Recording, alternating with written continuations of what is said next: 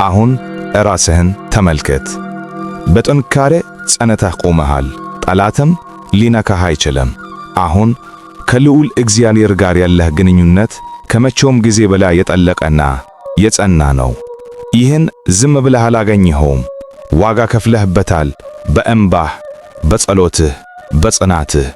ሰዎች በተውህ ጊዜ እንኳ እግዚአብሔር አይተወኝም በማለትህ ያገኘኸው ድል ነው።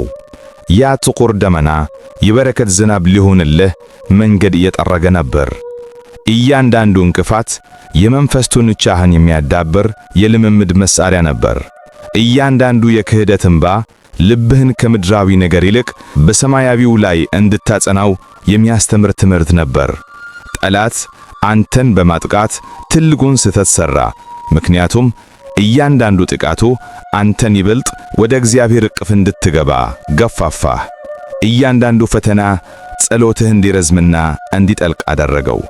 እያንዳንዱ ውድቀትህ በእግዚአብሔር ኃይል እንጂ በራስህ ጥንካሬ መቆም እንደማትችል አስተማረህ።